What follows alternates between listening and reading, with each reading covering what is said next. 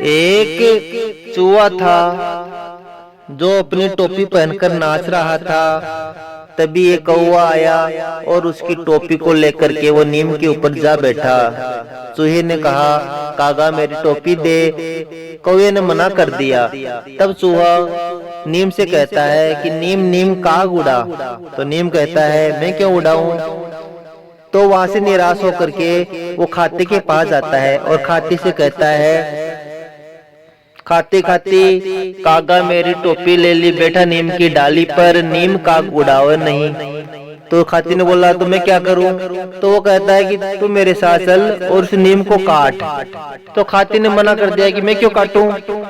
तो वहां से निराश होकर के वो राजा के पास जाता है और राजा से कहता है, राजा राजा कागा मुझसे टोपी ले ली, बैठा नीम की डाली पर, नीम काग उड़ावनी, खाती नीम काटनी।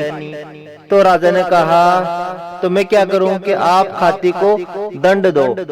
तो राजा ने कहा, मैं नहीं दूंगा, जा यहाँ से भग। तो वहां से वो भग जाता है और वो रानी के पास जाता है कि रानी कुछ करेगी। तो वो रानी के पास कहता है कि रानी रानी तू राजा से रूठ जा।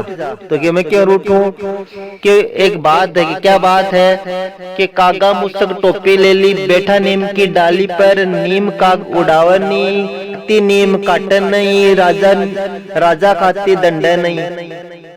तो क्या मैं क्या करूं फिर उसमें, कि आप रूठ जाओ राजा से और मेरी बात मनवा करके और मेरी टोपी मुझे दिलवा दो। तो रानी कहती है कि मैं नहीं रूठूंगी। तो फिर वहां से वो निराश होकर के चला जाता है और वो सांप के पास जाता है और सांप से कहता है, सांप सांप तो रानी को डस। तो सांप कहता है कि मैं क्यों डसूं। तो क्या करोगे। तो वो कहता है कि कागा मुझसे टोपी ले ली, बैठा नीम की डाली, काग उड़ावनी, खाती नीम काट नहीं, राजा खाती दंड नहीं, रानी राजा रूठ नहीं। तो वो कहता है सांप कि भाई ये बात हो गई है, लेकिन मैं बिना मतलब में मैं उसको काटूंगा नहीं, यहाँ से चला जा। तो फिर वो लास्ट के अंदर चींटी के पास जाता है और चींटी से कहता है कि चींटी रानी तू है बड़ी सयानी, मेरी एक बात सुन ले। चींटी कहती है, क्या बात है, कि इस प्रकार तू सांप को खा। तो क्या बात हो गई बता। तो वो कहता है, कागा मुझसे टोपी ले ली, बैठा नीम की डाली पर, नीम काग उड़ावन नहीं, खाती नीम काट नहीं, राजा खाती दंड नहीं, रानी राजा रूठ नहीं, सांप रानी डस नहीं। तो मैं क्या करूं कि तू मेरे साथ चल और तू बहुत सयानी है चींटी रानी, मैं तुझे सांप का भोजन कराऊंगा और सांप को तू दंड दे। तो ये जो चींटी है वो तैयार हो जाती है और अपनी लाखों की संख्या में अपनी फौज इकट्ठा करके सांप को खाने के लिए वो चल पड़ती है।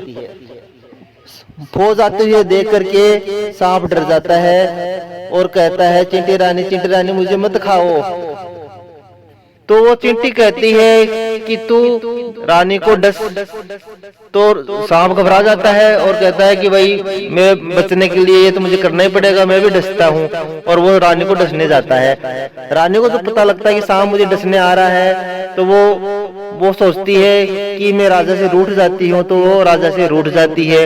राजा को तो पता चलता है कि रानी मुझे रूठ गई है और इस कारण से रूठ गई है। तो वो सिपाहियों से कहता है कि मैं अब खाती को दंड देता हूँ। जब खाती को पता लगता है कि राजा मुझे दंड देने वाला है, तो खाती अपना औजार वगैरह लेकर के, आरी वगैरह के लेकर के और नीम को काटने चल पड़ता है। अब नीम को पता चलता है कि खाती मुझे काटने आ रहा है, तो नीम जोर से अपनी डालियों को हिलाता है और जिससे वो कौवा कांव कांव करता हुआ उड़ जाता है, घबरा करके उड़ता है वो, और जिससे उसके पंजों से वो टोपी नीचे गिर जाती है और वो टोपी चूहे को मिल जाती है और चूहा बहुत प्रसन्न होता है। टोपी पहन करके वापिस वो नाचने लग जाता है। तो इस कहानी से हमें ये सीख मिलती है कि संगठन में बहुत बड़ी शक्ति होती है और हमें एक दूसरे की मदद करनी चाहिए।